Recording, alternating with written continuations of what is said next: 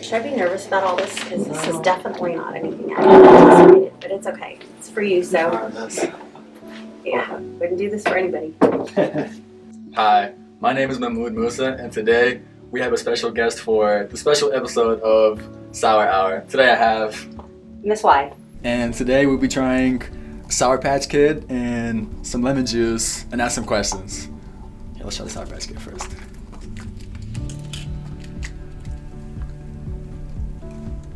Not too bad. How are you with sour stuff? It's okay.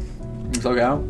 I like Okay. it when I have something to drink or, like water, Kool-Aid. It's okay. Yeah, so our first question today is, so why did you become a teacher?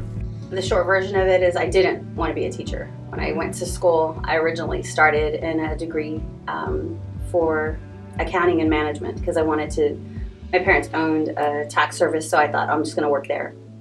But I also had a baby at home, so I really needed something that was going to be different. And I had a really poor experience in high school, so I decided that as I went through college and I was going to UTSA, I had a really cool professor, and he was like, why don't you try education? Because your writing is kind of leaning toward that. And so I remember Dr. Gonzalez exposing me to my first class, and I thought, I could do this. And it was super easy for me, so I really liked it. And so graduated from college in 3 years and became a teacher for Harlandale without having been certified because I was under an emergency certification. And I fell in love with the process of just seeing kids and watching them grow. So that's kind of where it started. And it turned into probably one of the most magical journeys I've been on. I love that I get to teach at the high school level. I started in elementary and I hated it.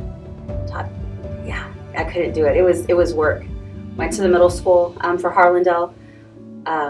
Loved English, so that's really what I was teaching. Took my exam, passed my exam, decided I was going to apply for a job with Northside because everybody wanted to work with Northside, so I applied for a job at Sul Ross, and as I was walking out, the principal was like, do you want the job? And I was like, sure. And after that, it just became a journey of moving with my kids. So 27 years later, here I am. Glad to have you here, miss. And I love it still. Glad to have you here, miss. You like being a teacher so far? I love it. I don't think I'd do anything else. I've had the option to go to different schools and open new programs, but I love AVID, and I love what it stands for and what it brings to the table. It gives me the opportunity to meet kids right where they are. Not where I want them to be, but right where they are. Regardless of their circumstances or what's happening in their life, I get to meet kids and see them beyond that. So I still love what I do. I'll know when it's time to retire because I won't love it as much as I do now. So I love being a teacher. I wouldn't have picked anything else if I could go back. Yes, it's a great answer, man. It's a great answer, And then we'll take this lemon shot real quick before we go to the second question.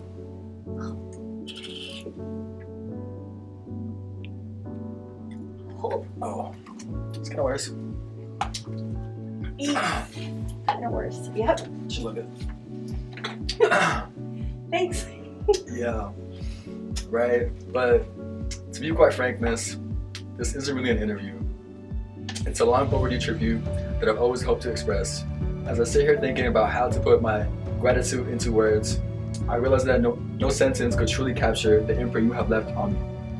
But I start with the most important thing I can say: thank you.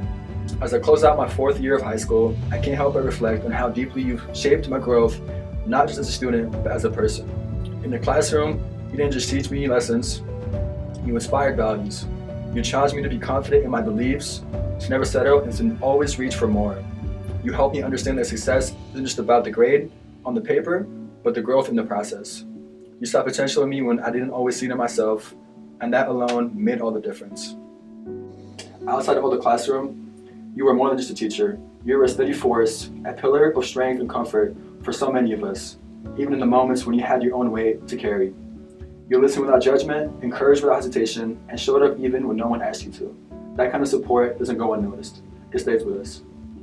On behalf of myself and every student whose life you touched, thank you for being the kind of educator who changes people from inside out. You have made a mark that time won't erase, and I genuinely hope you know how loved and appreciated you are, and I wish you nothing but happiness, peace, and endless success in whatever comes next. Wow. Guys, that was not funny. Oh my gosh. Mahmoud. Thank you. Thank you, miss. Like, truly, miss, you know, I feel like you do so much out here.